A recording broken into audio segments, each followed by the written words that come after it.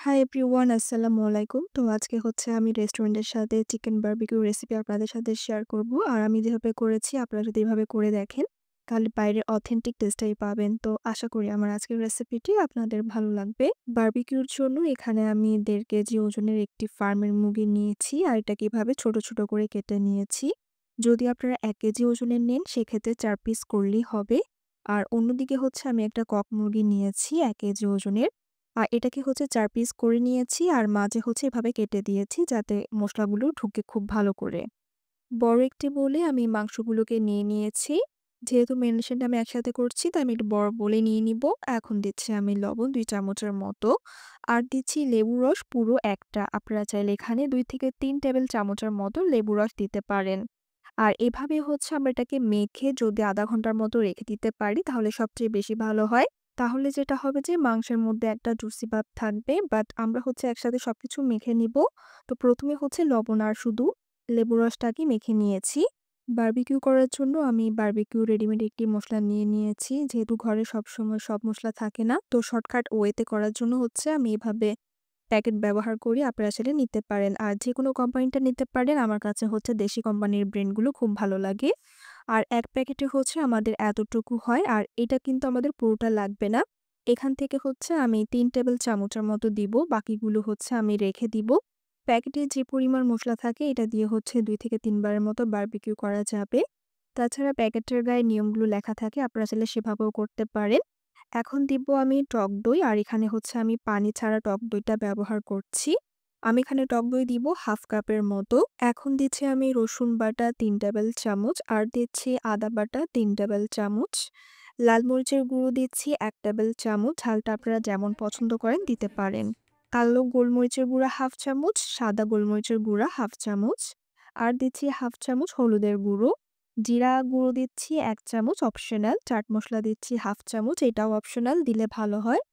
কাশ্মীরি লাল মরিচের গুঁড়ো দিচ্ছি ১ চামচ, জাস্ট কালারের জন্য, না দিলেও হবে।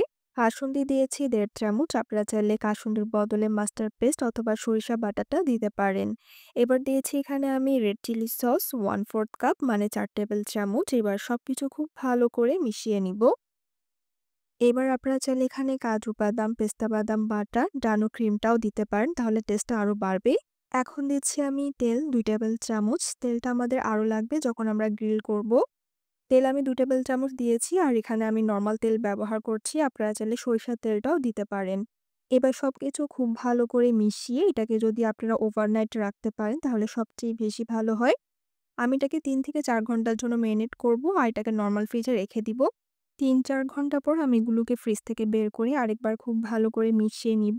এ পর্যায়ে আপনারা চাইলে লবণটা চেক করে কিছুটা পরিমাণ লবণ দিতে পারেন। সবকিছু মিশে নেওয়া হয়ে যাওয়ার পর আমি যে শিকগুলো নিয়েছিলাম এখানে সামান্য একটু আমি তেল লাগিয়ে নিচ্ছি যাতে করে এগুলো খুব সহজে বের হয়ে আসে। এবার ছোট যে পিসগুলো আছে এগুলোকে হচ্ছে আমি শিকে গেঁথে নিব। কাঁথা সেলাই মতো করে এটা গেঁথে নিতে হবে। প্রত্যেকটা শিকে আমি হচ্ছে ৩ থেকে ৪ পিসের মতো করে গেঁথে নিব। তো এখানে যে থাইয়ের পিসগুলো আছে এগুলো চাইলে আপনারা শিকে গেঁথে নিতে পারেন অথবা নেটে যে জালিগুলো থাকে সেখানেও দিয়ে এটাকে গ্রিল করে নিতে পারেন। আর গ্রেভি যেটা আছে এটা হচ্ছে আমরা গ্রিল করার সময় কাবাবের গায়ে বারবার লাগিয়ে নিব। এখানে সবগুলো হচ্ছে আমার শিকে গেঁথে নেওয়া হয়ে গেছে। এবার যে চুলায় আমরা গ্রিল করব সেটা একটু দেখিয়ে দিচ্ছি।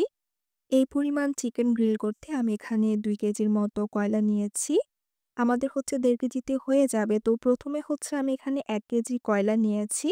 বাকি যে কয়লাটুকু আছে এগুলো হচ্ছে আমরা পরে একটু, একটু করে ব্যবহার করব। সম্পূর্ণ কয়লাটা কিন্তু আমরা একবারে দিয়ে দিব না। এবার হচ্ছে আমি কেরোসিন দিয়ে ১ম এ কয়লাটাকে জ্বালিয়ে নিব। বারবিকিউ গ্রিলটা আমি বারান্দায় করছি। আপনারা চাইলে হচ্ছে ছাদে অথবা বাইরে যদি জায়গা থাকে সেখানে করতে পারেন। সম্পূর্ণ কয়লা জ্বালানো হয়ে যাওয়ার পর এবার হচ্ছে চিকেনগুলো দিয়ে দিব। আপনারা হচ্ছে সেম রেসিপিতে তাওয়ায়ও করতে পারেন। যেহেতু চিকেনগুলো মেরিনেট করা ছিল এগুলো হতে কিন্তু বেশিক্ষণ লাগবে না। তো এক পার্ট হয়ে যাওয়ার পর এটাকে উল্টিয়ে দিতে হবে। আর উপরে হচ্ছে আমরা সরিষার তেল ব্রাশ করে দিব। তো আমি যেখানে এগুলোকে গ্রিল করেছি আমাদের বারান্দার সেটআপটা একটু দেখিয়ে দিচ্ছি। তো এখানে হচ্ছে আমাদের ছোট বারান্দার বাগান বলতে পারেন এটাকে। এখানে হচ্ছে আমাদের মরিচ গাছ, করলা গাছ ছিল। তো এখানে হচ্ছে ছোট একটা আমরা বারবিকিউ পার্টি করেছি। চিকেনগুলো উল্টিয়ে দেওয়ার পর এবার উপরে হচ্ছে সরিষার তেল ব্রাশ করে দিব। এতে করে উপরের পার্টটা ড্রাই হয়ে যাবে না। এই কাজটা হচ্ছে যখন চিকেনটা প্রায় হয়ে আসবে সেই পর্যায়ে করব। এর আগে হচ্ছে চিকেনের যে মসলাটা বেঁচে গিয়েছিল সেটা হচ্ছে ব্রাশ করে দিব। এবার চিকেনগুলোকে হচ্ছে আমি শিক থেকে খুলে নিব। একইভাবে হচ্ছে আমরা লেগ পিসগুলোকেও গ্রিল করে নিব। যদি আপনারা এভাবে কয়লাতে করতে না চান সেক্ষেত্রে আপনারা চাইলে তাওয়াতেও করে নিতে পারেন। তো আমাদের হচ্ছে সবগুলো বারবিকিউ করে নেওয়া হয়ে গেছে। আর এখানে হচ্ছে আমি একটা সালাদও করে নিয়েছি। বারবিকিউর এই রেসিপিটি আপনারা অবশ্যই ট্রাই করে দেখবেন এবং রেস্টুরেন্টের আসল স্বাদটাই পাবেন। তো আশা করি আমার আজকের রেসিপিটি আপনাদের ভালো লেগেছে। আল্লাহ হাফেজ।